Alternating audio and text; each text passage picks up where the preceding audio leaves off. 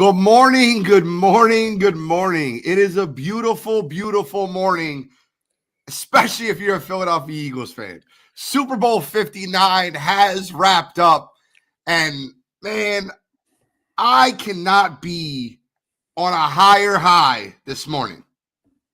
So I'm sitting in for my man Chris. To my right is the man Mo Better, Mo Money, Mo Problems, Mo Better 3000, Mr. NBA. How you feeling this morning? Great. Coming off of a exciting Super Bowl in a sense that it was so dominant a performance by the Eagles. But I enjoyed it thoroughly. You called it. That's why you're NFL genius. This was not going to be a great football game. And the story of the game was the line of scrimmage, and the Eagles were the dominant team.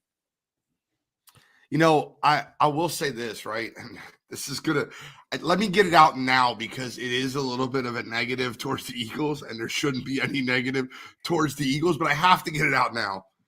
The one thing I would have changed if I was Philadelphia, and I'm not a professional coach. I understand that. I understand that I am not a professional football coach.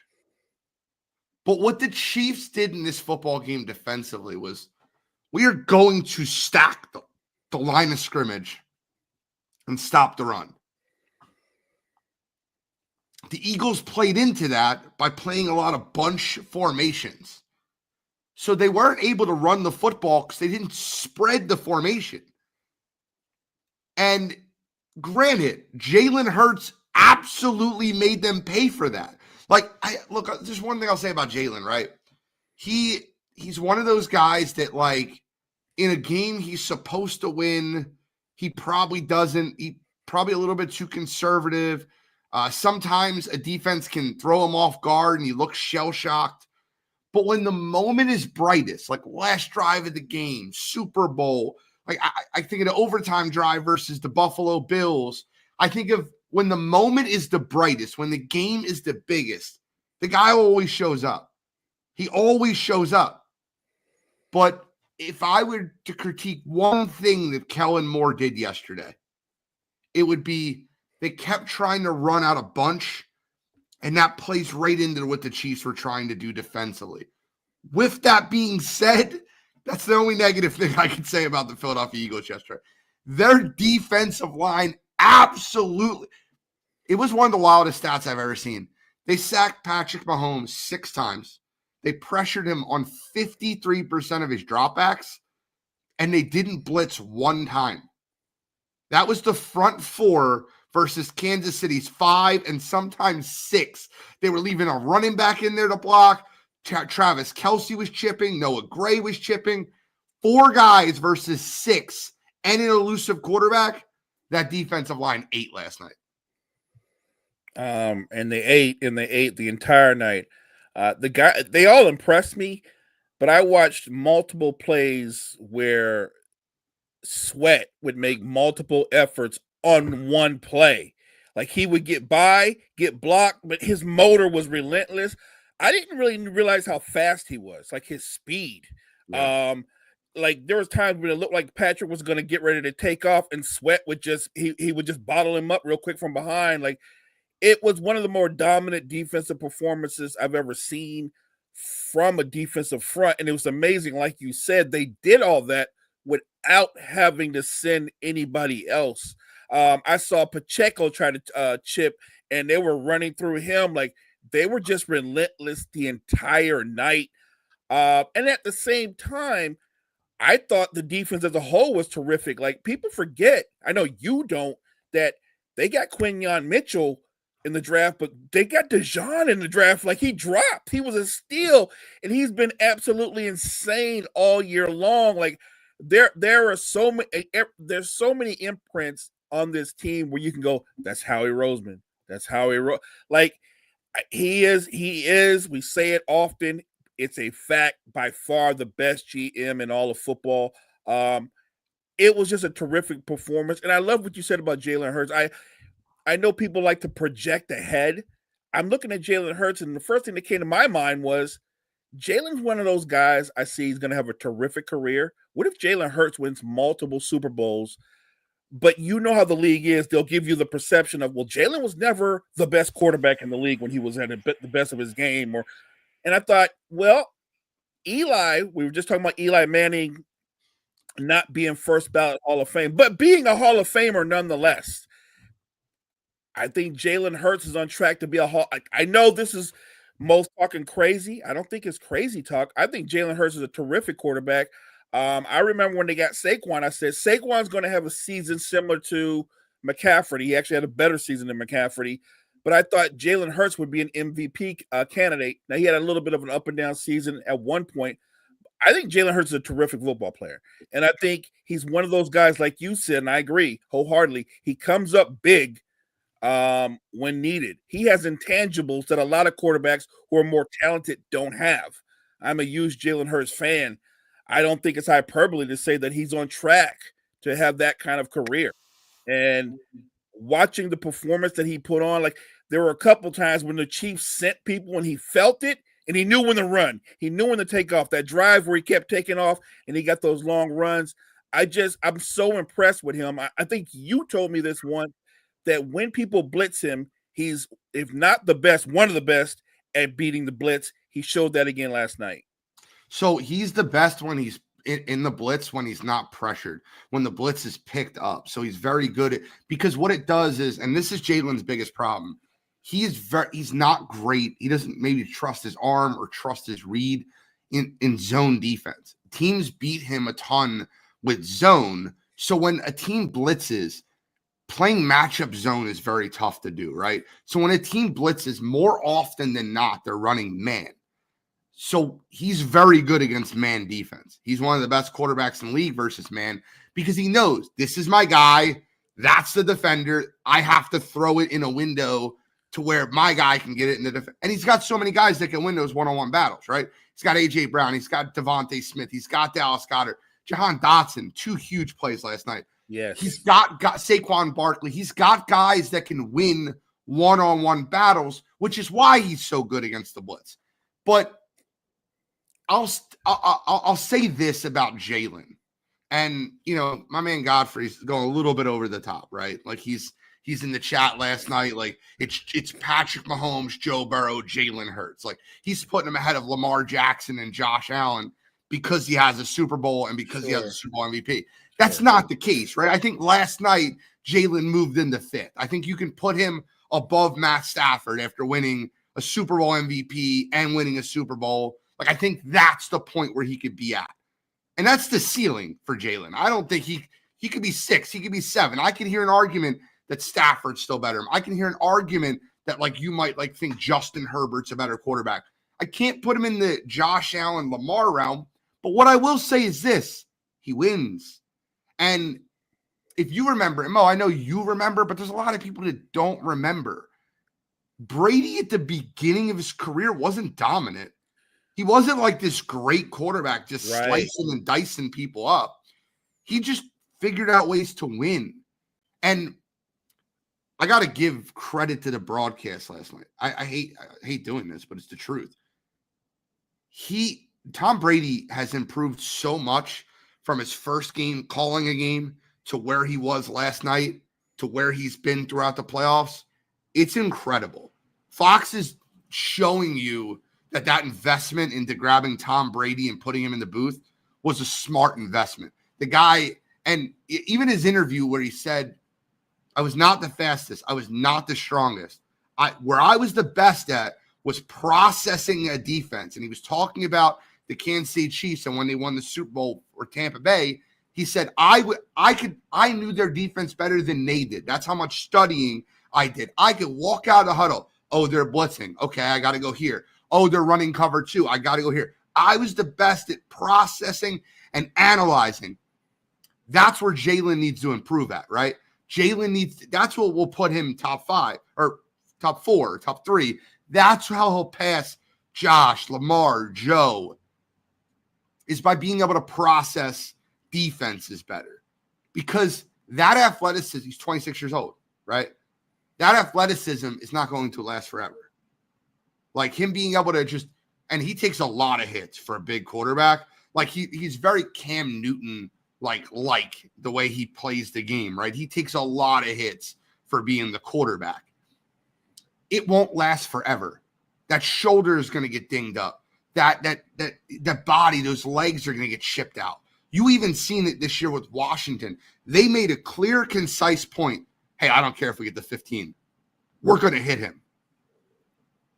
But that's the thing. And by the way, he mentioned something. And you mind, you seen this last night, but I want to show it for everybody listening at home. Did you see the Jordan commercial for Jalen Hurts? I did. I want to share it with anybody listening if you got 30 seconds for me. Sure, do it. I love it. All right. Key mentioned it in the chat, and it was the first thing that hit to me. So hold on. Here we go. Should be on the screen. Hate that you said he wasn't a top 10 quarterback. Hate that you said he couldn't throw the ball. Hate that he got over when push came to shove. Hate that he always say the right thing. Money is nice, championships are better. Hate that in your all-knowing armchair wisdom, you were sure he'd come up short. Hate that you got it wrong. Looks like another love TKO. Awesome time. I love that. So do I. That was awesome. Jordan Brand did a great job there. And you know they had that ready, right? That was the first commercial played after the Super Bowl. Like Right. It was 0-0-0. That was the commercial. Now, if you didn't win, I guarantee you they had another spot like ready. But that was awesome. And Sean Storm watching the chat, Super Bowl champs, baby. What's up, Linda? Appreciate y'all. Eagles defense could be considered MVP. Yeah, I thought Josh Sweat had an absolutely incredible game last night. Josh Sweat earned himself some money last night. Yes, he did. So here's just a fun conversation about Sweaty for a minute. I believe Josh Sweat's a free agent. I'll check. I'm not 100% sure. He's going to get paid. The Eagles will not end up re-signing him. But it brings me to this thought, right? And this is scary because this is a real possibility. The Philadelphia Eagles have the cap space to absorb a huge contract this offseason. Josh Sweat is probably going to get paid on the open market. He made himself a lot of money last night. The Eagles have a lot of guys on rookie contracts, and Howie Roseman is an absolute magician with the cap. I'm going to put something in your head. They're the third favorite to land this player. Could you imagine adding Myles Garrett to that defense? I knew you were going there. Because it's a real possibility. The Eagles have the money. They have the assets. They have the young talent. They have the draft capital. That's a real possibility. I think in this window, when you're the defending Super Bowl champions, and look, health is nobody can predict it, but they have this opportunity to win another. Like you have these windows where you're the Super Bowl champ or a Super Bowl contender for a 3 or 4 year period. Yeah, I'd go for it to be able to add a Myles Garrett who's still in his prime to that defense, which didn't need him, but if you get him, oh my, like that defensive line actually gets better if that's even possible. So, and if anybody can pull it off, you guys have the best GM in the business. He will pull it off. He will find a way. You pointed out the Eagles have the assets that Cleveland desperately needs because Cleveland is clearly in somewhat of a rebuild, clearly. So, yeah, I think that would be amazing, an amazing get for the Eagles if Howie Roseman could pull that off. Yeah, Key listed it. Milton Williams, Josh Sweat, Zach Bond, and Mekhi Becton are the 4 big free agents for the Eagles. I'm almost sure they're going to re-sign Becton to a team-friendly deal. His career was revitalized by Jeff Stoutland. This is a guy that was literally competing for a starting right guard spot. I almost am sure the Eagles will get him back team-friendly. He wants to play here. You've seen how emotional he got on the sidelines last night. He loves it here. Zach Bond, I think we're Eagles fans. I'm sorry. I think we're going to lose him. When you have the ability to be defensive player of the year, the Eagles can't pay him that. They can't. They can't. Zach Bond is a product. Listen, he played a great season. He was He was incredible. amazing. But he's a product of Vic Fangio's system. This was an outside linebacker, edge rusher that never played middle linebacker before. And Vic's just like, yep, you're going to play middle linebacker for him. Nick's idea to move him to guard. Yeah, I know, 100%. Let's give Nick Sirianni credit for that. But there's definitely some free agents that the Eagles need to address, but there's no one on that list that you're like, oh, A.J. Brown, Devontae Smith, Saquon Barkley, Jalen Hurts, Jordan Mailata, Lane Johnson, like Cam Jurgens, Landon Dickerson. These guys are locked up. Let's talk about the Chiefs for a minute, right? This isn't just an Eagle show. This isn't just me being, listen, I got the grease the poles sweatshirt on. But let's talk about the Chiefs for a minute. What did you see for Kansas City as far as their defense and their offense? I thought their defense played a very good football game. I don't think that game was any bit on their defense. You had a pick six. Zach Bond had an interception at the 12-yard line. That led to 14 points. Then they went for on fourth down. The Eagles, obviously get that big play to Schmitty to make it 34, which was incredible. But turnovers led to a lot of the Eagles' points. I don't think the Chiefs' defense played bad yesterday. I think the offense, and I would love your take on Mahomes, obviously a lot of the GOAT talk that keeps getting brought around about him being on the same realm where Brady's at, the three-peat. Yeah, the Eagles said repeatedly last night that the three-peat talk just motivate them, fired them up. They actually mentioned specifically that the NFL buying the moniker of three-peat from Pat Riley, it pissed them off. They're like, you didn't even win. They bought that moniker early. But what were your thoughts on the Chiefs' offense, defense, their overall game plan in the game? So my thoughts on their offense is this. I understand how dominant that Eagles defensive line could be. If I was going to criticize their play calling, I would just say that even though you wouldn't get big yards out of it, I would have ran the football a lot more. You want to slow down a pass rush. You don't have to get big chunk gains, but you have to at least make them be aware of the threat of the run. I thought they abandoned the run really quick. Right away, they just said, we're going to be one-dimensional. And I felt like you kind of played into the Eagles' strength. You're going to be one-dimensional and drop back. That D-line peels their ears back and it's over with. So I think that was a mistake. I also thought the Eagles line being as dominant as it was, I thought Patrick Mahomes was clearly rattled. Like you can talk about how, because I hear a lot of people during the broadcast and even afterwards talk about how the offensive line failed him. And I was like, let's not do that. It's the same offensive line for the better part that helped you win 2 Super Bowls in a row. Let's not do that. That wasn't about that offensive line. That was about the Eagles' defensive line. And you knew what they were coming in.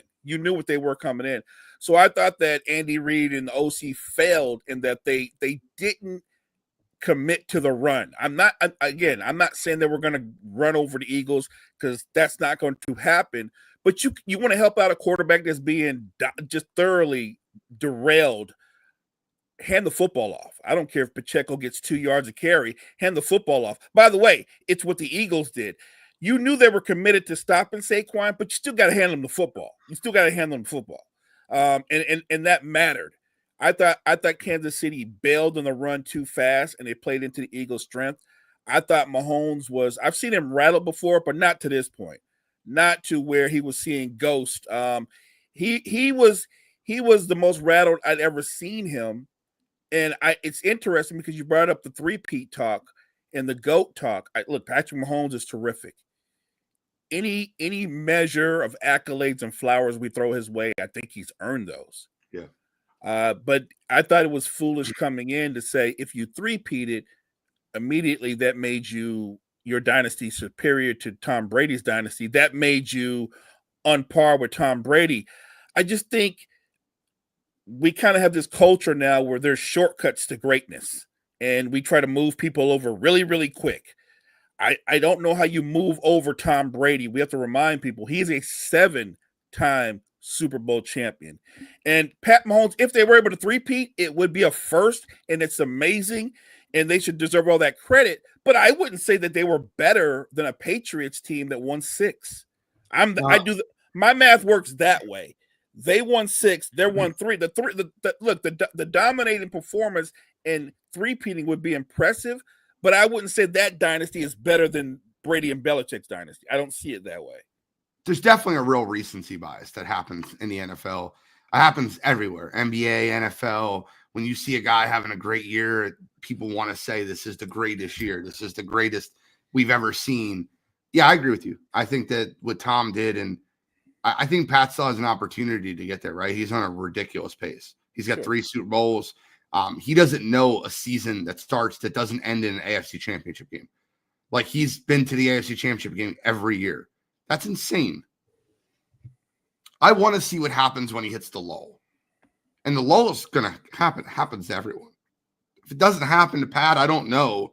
But Tom went 10 years without winning one. Correct. Like, he went 10 years without winning one. And that included the 2008 Patriots team that went undefeated, lost in the Super Bowl to the Giants. I want to see how he handles the lull, how he handles the setback. With that being said, got to give credit to Spagnuolo. He did a great job defensively, being able to stop Saquon Barkley, right? I remember they asked Chris Jones in one of the interviews leading up to the game, like, how are you going to stop him from getting to 150 yards? He goes, oh, he's not getting to 150 yards. That's not happening. And he was right. They 100% committed to stopping Saquon Barkley.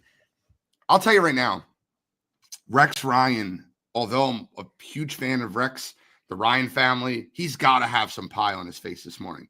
Before the NFC Championship game, they said, can the Eagles win the Super Bowl if Saquon Barkley does not rush for 150 yards, does not have a great game? He goes, no. There's no way Jalen Hurts' arm and this defense can carry them to a Super Bowl without Saquon Barkley running the football. And I think that last night proved to you that this is a complete team. Now, to all Eagles fans, I want to say this. Pump the brakes on the Jalen Hurts being number 2 or number 3 best quarterback in football. He's got a damn all-star team around him. I love him. He won us a Super Bowl. He's got a friggin' all-star team around him.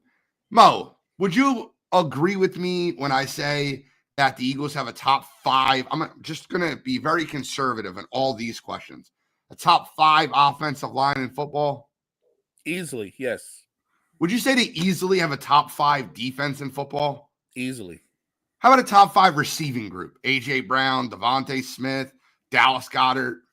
No question. No question. How about a top 5 running back? Saquon Barkley. Well, he's probably one, but yes, no doubt. But the point that I'm making is nothing against Jalen, right?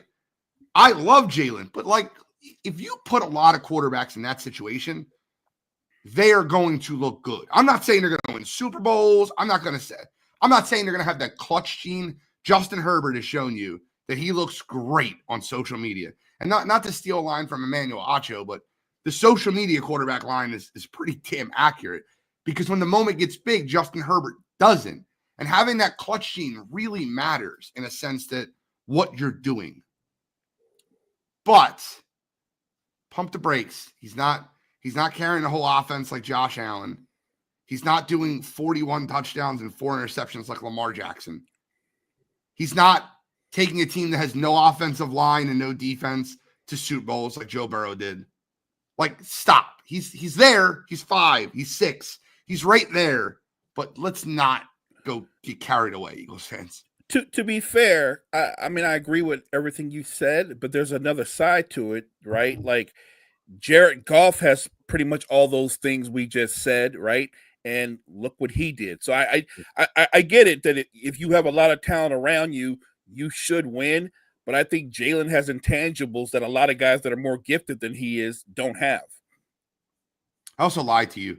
I lied to everyone. I lied to all the listeners. I lied to everyone. I apologize. I told you for that football game, I would feel most happy for Darius Slay, because I thought this would be his last year as Philadelphia Eagle. He made that very clear last night. He said, no, I got one more in me, and I want to be in Philadelphia, so I'm going to do whatever I can to make it happen. They love me. I love them. I'm going to be here for another year. The 2 guys I was most happy for on that Philadelphia Eagles team, now granted, I love that Jalen got over the hump, hump Nick Sirianni, get the monkey off your back. Like what people talking about, he's not a good coach, including me. I've been one of those guys. The two people that I felt the most for last night was one, Saquon Barkley. You can see him with his daughter on the field and his daughter in the press conference. And like, she's just, you're my favorite, daddy. And like that, it was really tough not to get like dusty eyed there. And then Brandon Graham, because most likely last night was the last game of a 15, 16-year career for Brandon Graham. And he made it back from a bicep injury where he tore his bicep, wasn't supposed to play in this game. Fought through rehab to make it back because he knew the Eagles could make it here. Was cleared, played. Now, granted, he didn't play a ton of snaps last night, but his energy was felt. He was one of the 3 captains last night. I was really happy for BG. He can ride out into the sunset. On a high note. Yeah, and that's what everybody dreams of when they lace him up, right? To leave on a high note as a Super Bowl champion. And for most likely, he hasn't announced his retirement yet, but for most likely, the last game Brandon Graham will play as an Eagle. Super happy for him. You know what? And there's another side of the coin. Let me ask you this. When you look at the Chiefs, because we know that Howie is going to do whatever he can to retain most of those. He's going to lose some guys. There's just some guys you're not going to be able to match money-wise. Yeah. But it works both ways. I'm looking at the Chiefs. What do you think they have to do to get back to this point? And I guess looking at Travis Kelce, is this it for him, or do you think he's got another one in him? Because he, look, Father Time catches up. Clearly, he's not the player he was, and they've got to make some tough decisions because it's about winning. You can't be like, I remember what he did for us, but he's still our guy. He doesn't really seem like the guy anymore. Like, do they make the tough choices, and do they go out and try to replenish in terms of, because I think they've got Worthy, they've got the young man that got injured. They have talent on the outside. Right, exactly. Thank you. And what do they do going forward with Kansas City? Well, Kansas City has to improve their offensive line. You had Joe Thuney, who's an all-world left guard, playing left tackle last night. And all year it's worked out for them because, and I said this at Sideline to Sideline on Thursday night. I said it on Wire to Wire Wednesday. That worked out for them because they could ship on the outside and they can help him. But when you have a guy that's as dominant as Jalen Carter that demands a double team interior, you couldn't ship, you couldn't help him. And Josh Sweat was lined up a lot against Joe Thuney last night. And Joe Thuney is one of the best guards in all football. He's an all-pro. He's a great offensive lineman. But to have such left tackle issues that you have to move your left guard to left tackle, it really hurts you, right? So they have to fix what's up front in their line. You have Creed Humphrey. You have Jawan Taylor. Like, you have guys that are there. You have Joe Thuney. They need to, and by the way, and sorry to kind of like pivot, but DeAndre Hopkins' press conference after the game has to be an all-world Dumbo moment. Like, I get it, man. You shouldn't put mics in front of people right after a Super Bowl loss, but they got the soundbite they were looking for. That idiot. I love DeAndre Hopkins. I'm a huge Nuke fan, but they have to address wide receiver. Rashee Rice and Xavier Worthy have to be your 1-2. You kind of got to move on from DeAndre Hopkins.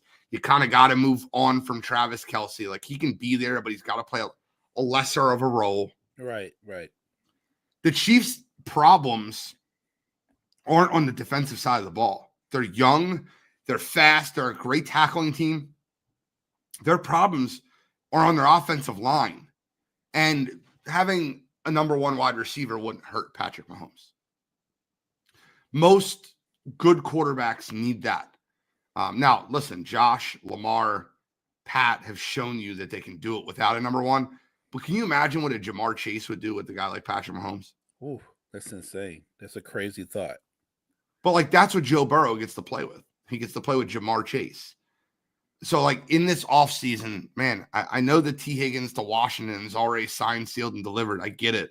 But getting a guy like T. Higgins to sign there, shoring up your offensive line and having a 1-2-3 of Rashee Rice, Xavier Worthy, and T. Higgins just sounds way more formidable for the Chiefs and what they need to do going forward. You heard Nuke's. Sorry, you heard Nuke's press conference, all right? Yeah, look. It was just one of those bad moments where I just wish he didn't get on the microphone at all. Yeah. I think that when you say something like that, and look, I watched the game, right? The first offensive PI that got called on AJ Brown was awful. They talked about on the broadcast. You can't make that call on 4th and 2 in the Super Bowl. It's just a terrible call. To be fair, though, the Philadelphia Eagles were a huge benefactor of 2, in my opinion, very bad calls, in which they got now, granted, it was illegal contact to the head and neck area, but that's a ball that Jalen Hurts is throwing up there, and the cornerback is trying to make a play on the ball. Granted, does his helmet hit the other guy's helmet? Of course it does, but it's not forcible contact to the head and neck area. That gave the Eagles a first down on a 3rd down that they would have to kick a field goal or punt.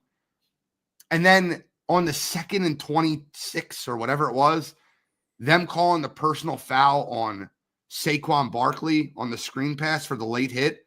It wasn't late enough to call. So I think that last night you got a very even game called, and Chiefs players and Chiefs fans aren't very used to that. Like, if you looked at the penalties in the game, it was almost split even outside the few late ones that Kansas City got called with, that when the game was completely out of hand. The Philadelphia Eagles had a couple of bad calls called against them. Let's not pretend that didn't happen. But when somebody wins the game, you kind of forget about the bad calls that were called against Philadelphia, and you only remember that. But for you to go in a press conference when your team was down 34-0 at one point, like, that game was wrapped up. It was 34-0. The game was over. Yeah, 40-22 looks like it's a little bit more formidable of a score, but, like, don't let anybody kid you. They scored 16 points with the Eagles' backups on the field. Like, the game was over. Like, they scored a huge touchdown over the top to Xavier Worthy with like 50 seconds left on the clock. Like, right. All the Eagles' backups. The Eagles emptied their roster so everybody could play in the Super Bowl. 34-0 was not caused by a ticky-tack call here and there. I'll tell you what did really hurt the Kansas City Chiefs. DeAndre Hopkins was wide open without a shred of anyone near him, and Patrick Mahomes hit him right in the hands, and he dropped it. That hurt the Chiefs more than a ticky-tack call or two. I remember that play because they showed Chris Jones' reaction to that play. He couldn't believe it. He was wide, and it was a big play. I mean, and if he could have caught the ball, there was no one anywhere near him. He'd still be running. Look, I've been a big D-Hop fan for years just because he's just a terrific football player. But he's no longer a terrific football player. It's just what it is. He's on the other side of his career, and it's a wrap. And I think maybe he feels that, and he's frustrated, and he's saying he just said some wild things that just weren't factually true. They just weren't true. I do have the way too early betting odds for Super Bowl 60. And I want to play a game with you, but you need to get it in order. You have to get it in order. So if you get it wrong, you have a shot, right? I'm going to give you, so it's kind of unfair, but I'm going to list them the way ESPN lists them. So even though teams 3, 4, and 5 have the same odds, they're listed. So I'm going to have you pick those. I'm going to let you try to get to the top 10, okay, of Super Bowl odds of next year. Is that fair? Make it, but okay, sure. No, it's okay. You don't need to make it, but I want you to think. Who do you think are the favorites next year to win the Super Bowl? Eagles number 1, right? They're not number 1. That blows my mind. I would have had Eagles number 1. Let me think outside the box. Maybe the Chiefs are number 3 and the Bills are 2. The Chiefs are number 1. The Chiefs are going to go back. Okay. I mean, it's not crazy, but okay. So if the Eagles are not number 1, they're number 2, or do they have another AFC team ahead of them? Wow. They have another AFC team ahead of them. Ravens? The Ravens are number 2. Now, 3, 4, 5, let me just be clear, are tied with the same odds. So maybe I'm just playing into the disrespect, but they list the Eagles 5. Wow. Who's ahead of the Eagles? Well, they're tied for 3rd, 4th, and 5th. I got you. And they're 2 blue teams. So, like, the Super Bowl logo if you play into that conspiracy with the green and the red this year, next year it's blue and blue. So what would you think that would come out of that? Out of the teams ahead of them? Yes. Well, we already got Chiefs. Eagles Chiefs is 5. We got Ravens. So I'm going to assume the Bills are in there. The Bills and then an NFC team. I'm assuming it's going to be the Lions. That's correct. So that's your top 5 in order: Chiefs, Ravens, Bills, Lions, Eagles. First thoughts. They just won, and they did it in a dominant fashion. Even if they don't make it, how do you not list them as number 1? They just dominated the team that they have number 1. So I don't get that. Maybe I just think I have a simple way of seeing things, but Eagles should be 1. If you want to say Chiefs are 2, sure, they were right there, and they've been in the Super Bowl the last 3 years in a row. I don't get it. And I don't know how you have Detroit where you have them, because based off of what I saw, why would I believe that Jared Goff would come up big again when it counts? Oh, and by the way, I have the under on Detroit this year. Whatever the win total they put out for the Detroit Lions, I am slamming the under. They lost their offensive coordinator. They lost their defensive coordinator. They lost 4 other assistant coaches. Wow. That Lions team is not going to be what people think they're going to be next year. They're trying to replace almost an entire coaching staff. That is not easy to do. We're going to find out how good of a coach Dan Campbell is without Ben Johnson, without Aaron Glenn. Now, granted, he hired all those people, but without all those people in the mix and trying to replace them quickly, it's going to be very tough. I'll take the under on Lions wins next year. Now, the next 5, I call these are all, look, out of the next 5, 2 of them weren't even playoff teams this year. Okay. The next 5 are all flash. They're all razzle dazzle. I would love to see if you can get the next 5. And you don't have to get these in any order. Commanders. Commanders are 9. It's a good guess. Great one. That's one of those next 5. I think the Commanders. Somebody's probably going to say something crazy like the Falcons. No, Falcons aren't even close. Vikings. Nope. No Vikings. Niners. Niners are number 6, which I don't agree with. I'll just be very clear when I say that.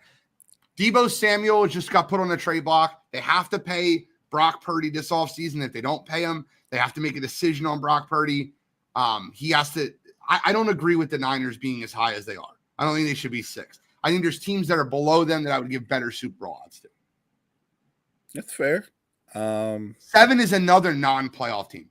So you got one of the 2 non-playoff teams. 7 is another non-playoff team.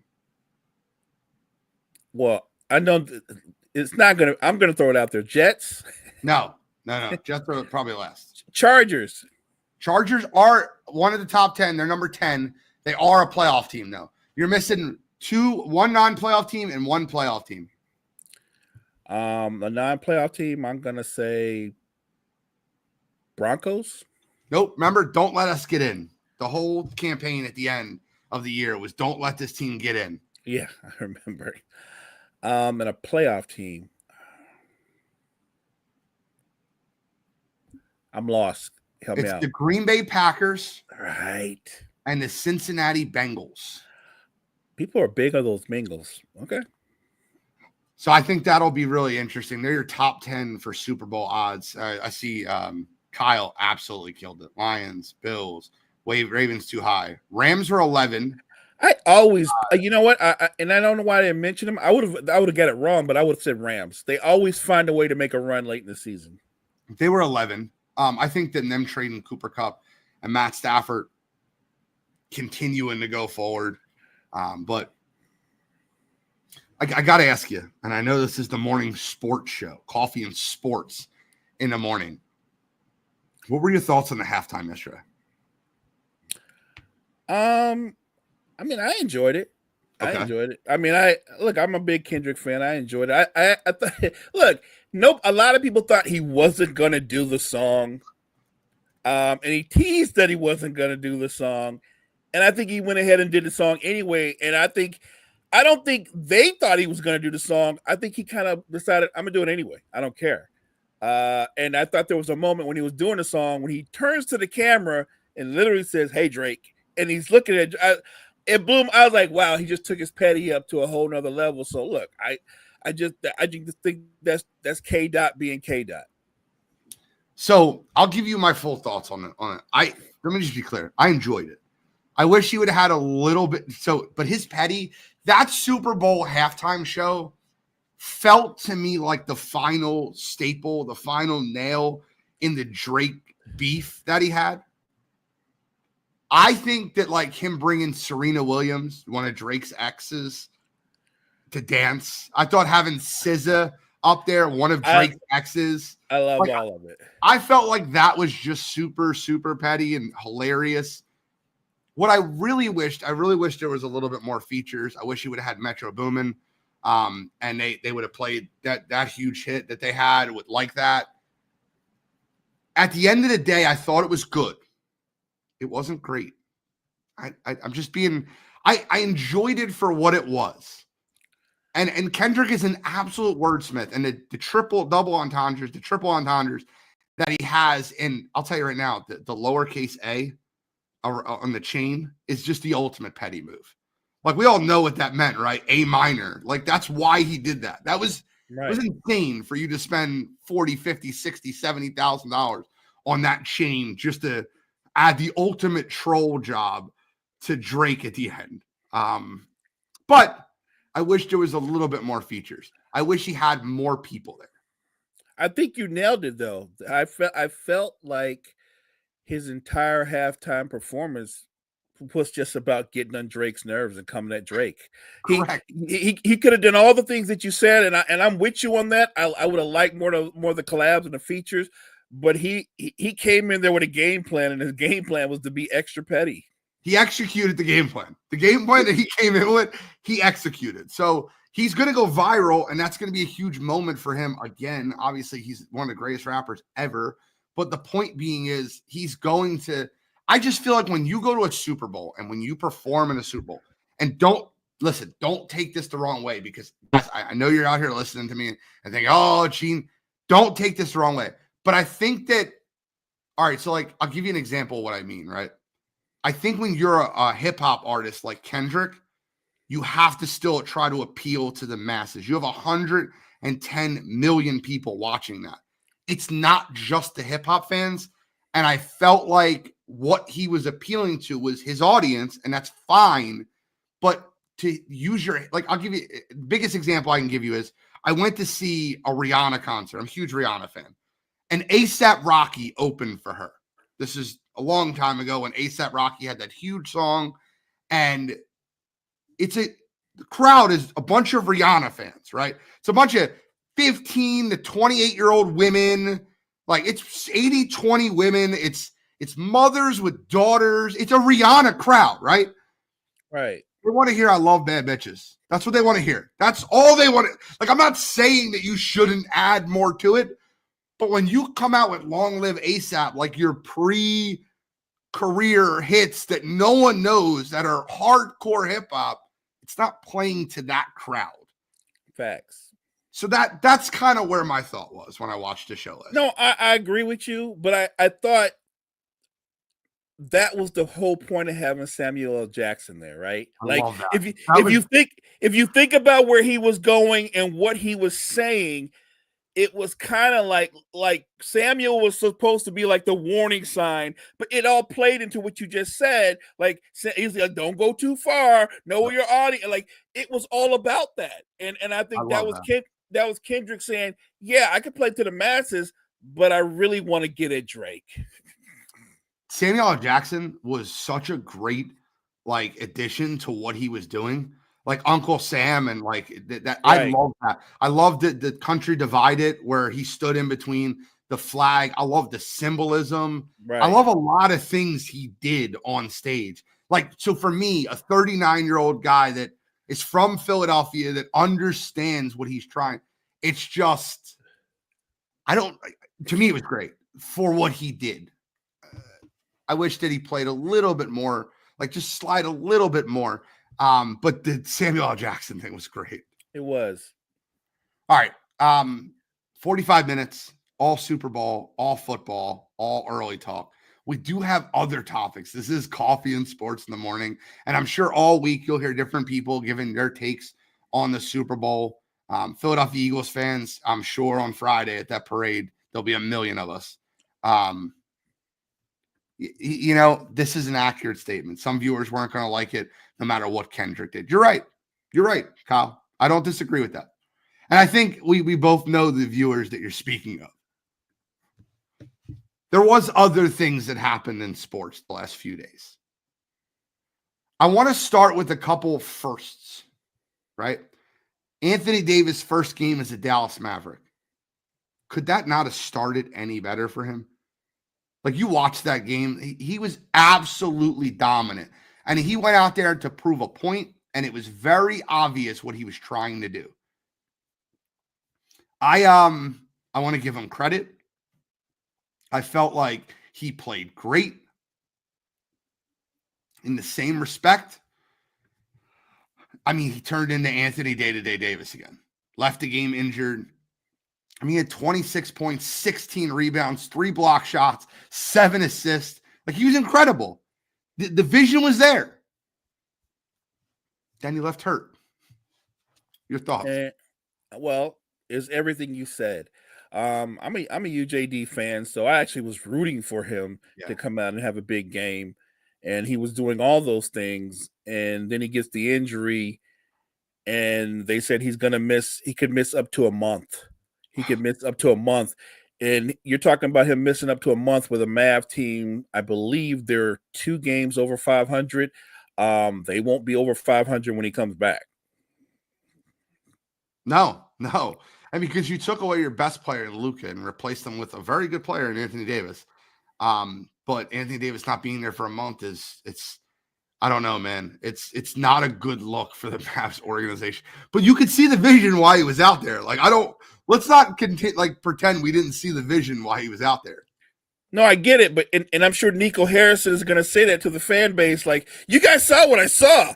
This is why I made the trade, and they're going to be like, yeah, but this guy's gone a month, and we're when he comes back, we're going to be like, what, 6 games under 500 or something like that. Like, I get it, and I'm not buying what he was selling. First of all, look, it's weird to say that because you're talking about an all NBA performer who he will be a Hall of Famer when it's all said and done. Anthony Davis is a franchise player, but I think he's one of those franchise players that I don't think that as the guy, he was ever going to lead anybody to a title as the guy. I think he's the sidekick superstar. I've always thought of him that way. Now, Dallas was going to give him the opportunity, and they will, to be the guy. I don't think he can be the guy. That's just my thoughts on AD. I think he's terrific. I don't think he's that guy. I'll disagree with you. On that same note, Luka Doncic looks like he'll be making his Laker debut tonight. What are you looking for in that? You know what? A lot of people they're saying they want Luka to come out and have huge numbers. I just want him to look healthy, be healthy. He didn't have to put up big numbers for me, but just maybe a couple of moments where you're like, that's Luka. That's something to look forward to in the future. I mean, they're playing the Jazz. I don't even think he's going to play that long. But I'm just looking to see what he looks like, what kind of rhythm he's in, and maybe a couple of moments where you see some kind of chemistry between him and LeBron. So other than that, that's all I'm really looking forward to. Just first of all, just getting him out there on the court and seeing what he looks like. I mean, Lakers on a 5-game winning streak. They've won 9 out of their last 10. They've been looking really good recently. And I got to give JJ Redick credit because the offense looks like it runs so fluidly and so efficiently where the ball movement's going. So let's give JJ Redick his credit where he's earned it. I'm interested to see. It's a really tough coaching job to figure out an offense that has LeBron James and Luka Doncic in it. Those are 2 of the replica players. JJ's got his work cut out because this doesn't play out like it would on a video game. You have 2 ball dominant players. LeBron James, in his 20 plus years in the league, has shown he doesn't play well with other ball dominant players. Usually what happens is the other player gets diminished and it doesn't work out. Somebody gave me an example where he played well with Wade. Wade wasn't a ball dominant player. He was a leading scorer, but he wasn't a ball dominant player. He didn't always have the ball in his hands. I don't know how that's going to work out. I know that everybody talks about they both have extremely high basketball IQs. They're both extremely smart. I think there are going to be some rough patches. I think there are going to be some times where it looks phenomenal. In the bigger picture, are they going to be able to collaborate and lead the Lakers to a deep playoff run? I don't know. I think there's the potential for it, but I think where the Lakers are going to get hurt is on the defensive side of the basketball. They're going to score. The question is, can they stop anybody? And obviously now with the Mark Williams trade being rescinded, you don't have a center. You have Jackson Hayes, who on any roster is a spot player. You're talking about you want Jackson Hayes on the floor, maybe 8 to 10 minutes tops. You don't have a center. The Lakers are now they've suddenly become big players in the buyout market. Not to mention, Gene, that Dalton Knecht has made it known he wants to be bought out. He wants to be bought out because he doesn't want to go back to a team that didn't have confidence in his ability, because obviously they traded him. So you get those guys back that come back from the trade, and that locker room is very awkward. It's very awkward. No, go ahead. No, good. I was just going to touch on the Dalton Knecht thing. I mean, as a rookie, to get drafted 17th and get the minutes that he's been getting, and to be near the talks for Rookie of the Year, I don't know if Dalton Knecht has any legs to stand on. I get that they traded him. They needed a center. They got Luka Doncic. You got to be able to swallow your feelings a little bit. The only thing that doesn't make sense, and I really wanted your take on this, is you set the defense apart. I guess Dalton Knecht will be the one that loses almost all his minutes. But I don't know if you could play Luka, LeBron, and Austin Reeves for long periods of time. I mean, these are 3 C to C minus or lower defenders. Like, I'm not saying they're F defenders. Like, LeBron can be a B defender for stretches. Austin Reeves can be a B minus defender for effort. But like, none of these guys are clamping anyone. Luka, at very, very best, can be a D defender. Like, he is a traffic cone defensively. He's awful. He's like what you would call a liability. How does that and you know, I've heard forever, well, they have a bench of defensive players and Jared Vanderbilt and like they can't shoot.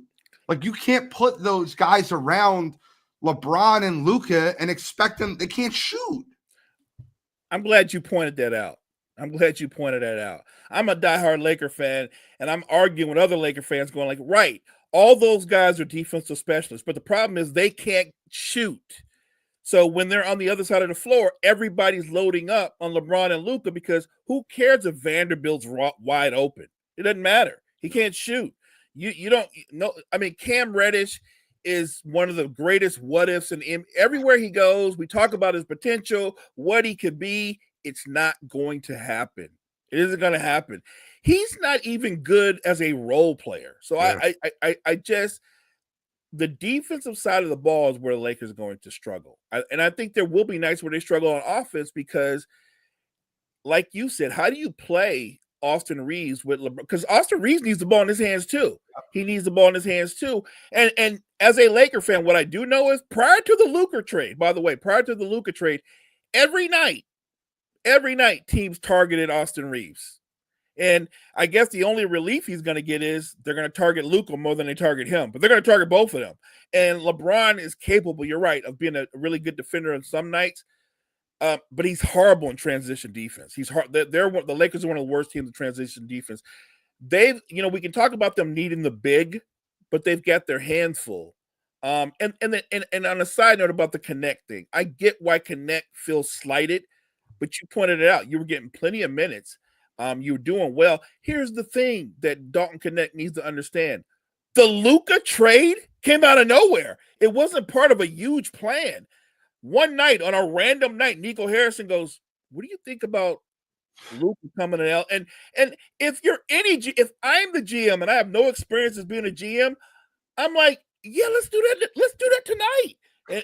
And then suddenly, because I get Luka to go with LeBron, I have to get players to complement their skill sets, which means immediately Dalton Connect, you become available. That's like Like we just talked about Austin Reeves. Dalton Connect can't play with that group. Like, right. Could you imagine a lineup that has Luka, LeBron, Austin Reeves, and Dalton Connect on the floor? Like, just don't play defense. Right. Just create a layup line. Like, there's no way that works. Right, and I get it. He's sensitive about the business of the game, but yes, you become available because they just acquired Luka Doncic because they have to go out and get a rim protector. That's just good basketball. That's Rob Pelinka trying to do his job. Now that didn't work out. The trade got rescinded. You're coming back, but they're not going to trade you. At least not the rest of this year. They can't. The trade deadline's come and gone. They're definitely not going to buy you out and let you hit the market for free. That's insanity. You're going to be a Laker, at least for the rest of this season. You need to suck it up, and just focus on playing well when you get in the game. But I think the Lakers, the projection of them going on a deep run, I thought it was possible had they gotten Mark Williams, only because when you look past Oklahoma City, I think everybody in the West is pretty much equal. I don't think the Grizzlies are dominant. I think Houston is deep and athletic, but they don't have any shooting. You can point out the flaws in all the front runners in the West. Not to mention the Timberwolves. If they make the playoffs, they're going to be a first round exit. This isn't the same Timberwolves from last year. So, yeah, the Lakers have a puncher's chance because you've got LeBron and Luka. But if you can't play defense, I just don't think they're going to make a deep playoff run. Yeah, no, and for those listening that don't fully understand, can you explain why the Lakers Hornets trade got rescinded to anybody listening? Real simple. When they did the medicals, when the Lakers did the medicals, they actually had some of their staff and staff from UCLA do Mark Williams medicals, and they just found some things that were disturbing to him about Mark Williams. Like the Hornets explained it that he's still growing into his body. But the way the Lakers staff saw it, like he's structured to where he looks like he's potentially going to be one of those bigs that has a lot of problems with his lower body. And so that got flagged immediately. Rob Pelinka and company like, no, we're not doing this. And so it got rescinded. And then last but not least, we only have 1 minute left. So I just want to get your take on the Ben Simmons buyout market. Ben Simmons is now a lot. By the way, that would have been a great pickup for the Los Angeles Lakers. A defender like Ben that could play the 4, but whatever. I don't want to get too far, but what do you think about Ben Simmons with Kawhi Leonard? Like I seen the picture. It was Ben, Kawhi, and James Harden. I had to chuckle just a little bit. I felt like there's a meme or 2 or 100 in there. This is what I'll say. Ben Simmons has been through so much since that Atlanta series that he's actually become one of those players that I root for him to salvage his career. Yeah. I do. And I think that he's a talented enough player to where if he can embrace it, he actually could be a very good role player if he could embrace it. Because he is 6'10", he has long arms, he is a naturally gifted defender, and he can be a secondary ball distributor. So I do think he has value if he can embrace the fact that he is no longer a star, but a role player. I look forward to more and more. We're at our time. I'm just super happy the Philadelphia Eagles won the Super Bowl, and I'm going to go continue to celebrate. I don't know when I'm going to sleep. I really don't. If you're going to sleep. The high is not ended. But Mo, appreciate you for listening to me rant and rave about the Philadelphia Eagles today. Thank you so much for sitting in and listening to me this morning. I appreciate everybody that's listening this morning. Mo, close us out, my friend. Thank you guys so much for joining us this morning. Make sure you check out all the great content we have at Wire to Wire Network. Wire to Wire Network, we appreciate you. Take care, y'all.